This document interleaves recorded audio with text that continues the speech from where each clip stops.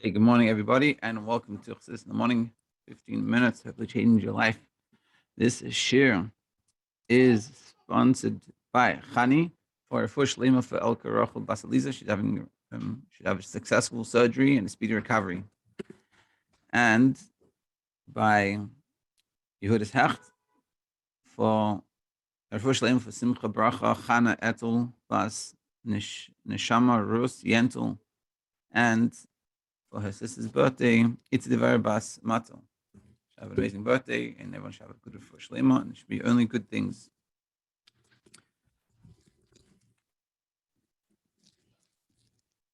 Okay, so we're up to Eis Vav, and we're over halfway. We're coming near to the next part. So we're sort of going to finish up, and we're going to talking about that Dibur Tachtenim means literally in our physical world, and we've been discussing for a few days now. When we say Tachtenim, what do we mean? Do we mean our physical world? Do we mean something else? And we've sort of ended off explaining how it is our physical world, and it's not Atzilus, it's not the Eretz of Atzilus, not the Kalim of Atzilus. And even though the Kalim of Atzilus, we said, according to the I think it was the Tzemach Tzedek, Kalim of Atzilus is Yesh Ma'ayin, similar to us. But that's not a true Yesh Ma'ayin like ours, but it's really coming from its comparison to the Kav and to the Rishima. Anyway, the point is, to keep it simple, what we're saying is, when Hashem has a desire in this, in a dir b'tachtenim, what does that mean? It doesn't mean anything but our physical world. Even though we're the lowest, our physical world, to the extent that it's we don't even feel our sauce, whereas all the other worlds, Atzilus feels its sauce, and it's just a Gilei Helam, whereas us is totally revealing something brand new, so to speak, from nothing. And that's ultimately what it is. And it's our world, and it's through our Veda, which is the most phenomenal part about it. It's through us coming and doing the minimal things that we think are not worthy, are not worth that much. It's actually fulfilling the whole purpose of why the world was created.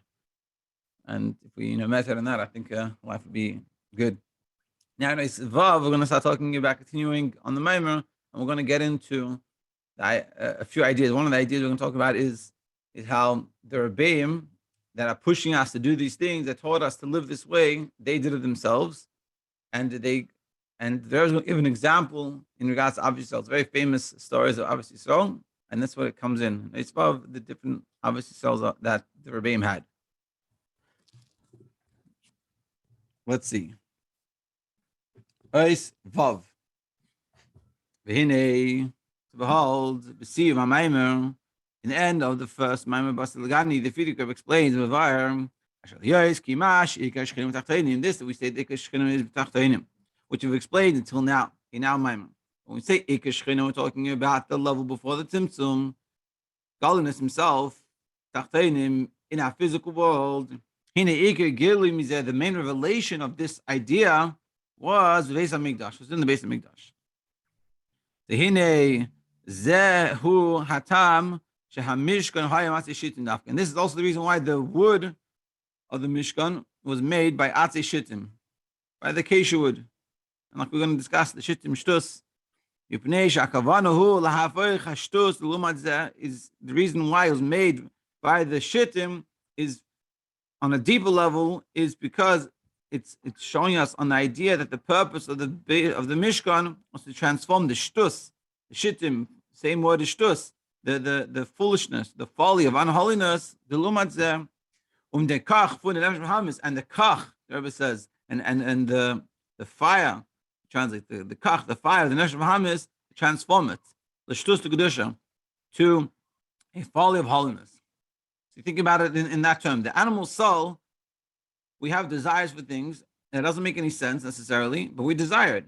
And even if we have a logic, that's not a real good logic. With common nefesh Bahamis generally. Nefesh Bahamis is just for itself. So we want to eat something, let's say, or we want to stay up late. I want to watch a movie. It doesn't make any sense. I'm going to be tired the next day, and I'm going to and my day is not going to be good. So what's the point? So why would you do that? Because it's a shtus, and that's the shtus of the nefesh Bahamis. So we have to take that shtus and transform it into kedusha, meaning logically. Let's say in terms of kedusha, logically, I'm sitting there And I'm like, oh, you know what? I need to get 8.5 hours sleep at least to survive. But there's a farbrengen going on. Oh, and I haven't been with my friend in a while. My friend needs some help. So I'll go help him. I'll have the shtus. And really, the idea is to take the nefesh b'hamis. The nefesh b'hamis, like it says, the Rebbe says in the Maimer, that nefesh b'hamis is so to speak like wild.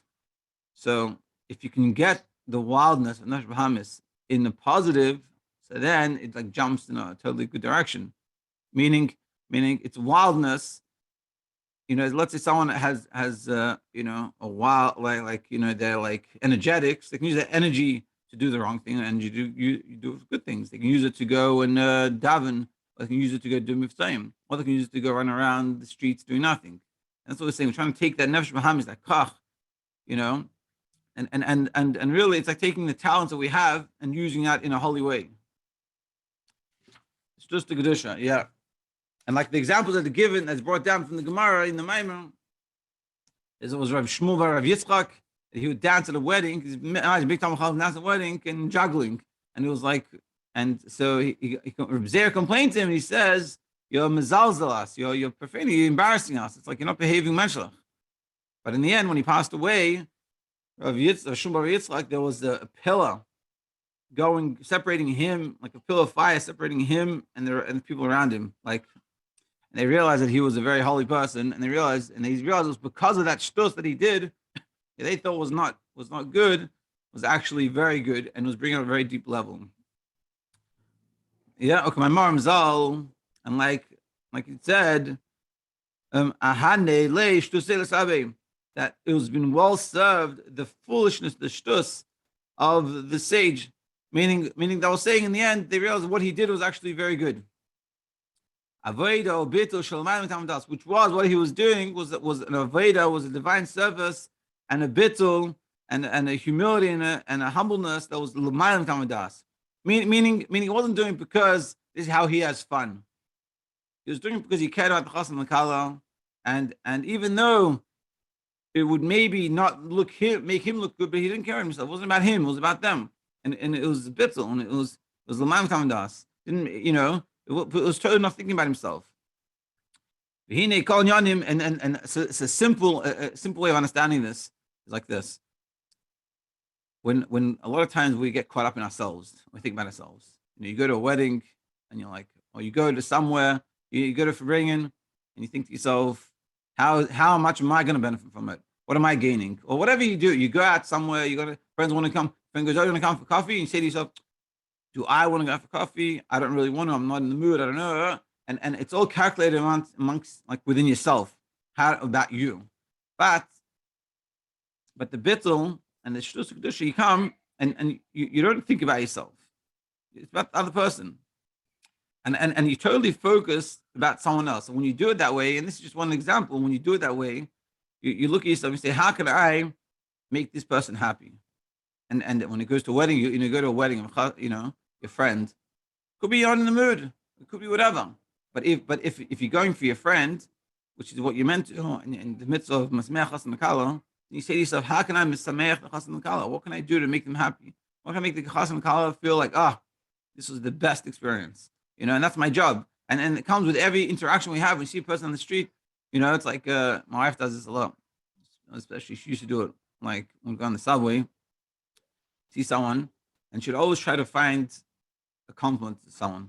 She'd go to like these people, not Jewish people, and she's like, "Oh, that jacket looks so nice on you," and that person would like transform them, like, wow, and give them a big smile on their face, and this is what we're talking about. Like, what about you, about myself? About what can I give? How can I help? How can I transform the world around us? I think that Nefesh Bahamis. Let's say in that case, Nefesh Bahamis notices everything. So I use that noticing for positive. I could notice it and complain about it. I could notice things in a wedding, that like, there's something's wrong. Or I can notice and see how I can change it to make it good. Everything that was demanded from us, from the Rebbe, everything that the Rebbe demanded from the Chassidim, the Chamoiche, and Shah Nash, and the Siyim. And so too with all the Rebbeim, they did it themselves. So it wasn't that the Frierdiker Rebbe or the Alter Rebbe, they demanded something from us. just for fun. They also did it themselves. And it's like it says, it's like what it says about the pasuk, that he says, he relates the words to Yaakov and Chukov and Mishpatov and his statutes and his judgment to Yisrael. Meaning like this, and they explain like this. The rabbis explain like this. Mash hu eiser, what Hashem does, hu eimer Yisrael asais lishma. He tells us to do. So Hashem is doing it and tells us to do it. So too with us, so too with the Rebbeim, that they're telling us what to do, but they're also doing it.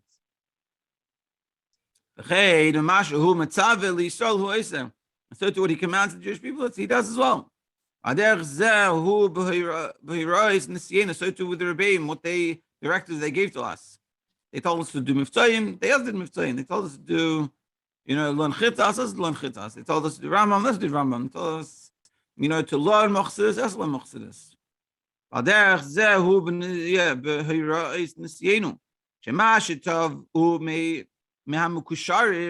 This is what they demanded from the ones that are connected, and they were the shaykh to them, meaning us, that we have a relationship with the Rebbeim and the Rebbe. And they fulfilled also this. And this that they revealed to us, it wasn't because I want to show how good they are. Look at me, look what I'm doing. That's not why they revealed to us, but they revealed to us to make it easier for us to do. That's what they did. They were doing it in a way that we could be able to do it as well. And the Rebbe is going to explain the obviously so. Like for example, obviously so. They pushed one of the fundamental principles of Chassidus, and especially in Chabad, is obviously so. So when they're being pushed, obviously so, it wasn't that they pushed it on us. They didn't do it. They did it as well. And the reason why we know about what they did wasn't just because they wanted to show off, but it's because they want to show us that we can do it and give us the strength to do it. So we're going to start giving examples. We'll do one today and we'll do the rest, continue on the rest. There's many such stories. From all the Rebbeim. For example, like the Alter Rebbe. Shehifsik, that he stopped his davening on Shemana Esrei, v'halach v'katzatz, ate and went and cut wood, v'bishal mark, and he cooked soup, v'hechil v'atzmai li'eledes, and he himself went and fed a mother that just gave birth. It was no one at home. So there's a few, and the Rebbe also elaborates this in Sichos, that this lady, the fact that no one was there and the situation is, and she lived on the edge of town, it means she wasn't, the most worthy of people. The Rebbe went and he stopped his davening, went there. But the main chiddush here, and he brings that in front of him, is that even the Alter Rebbe was in the middle of davening. Now, say that Alter Rebbe went and he go help feed a person, yeah, he's just a mensch, that's what he should do. But what's really the novelty of him? Even the Alter Rebbe is at the height of his davening on Yom Kippur, which is the holiest day of the year. He's so connected that he feels something going on in the edge of town. Even though there's someone in the edge of town not being taken care of, that even though he's in Yom Kippur davening and his holiness, your holiness shouldn't come at the expense of everyone else. And really the ultimate expression of the Alter Rebbe's davening and his connection to the Eibishter is when he goes and he comes and he sees this person and he recognizes this. And that's what he went and he did. So imagine on Yom Kippur, Alter Rebbe leaving the shul and he's going to take care of her. The fact that he recognizes it shows how connected he was, and that's true, obviously, Yisrael. And tomorrow we'll go through the rest of the Rebbeim's obviously Yisrael. Thank you for joining and have a great day.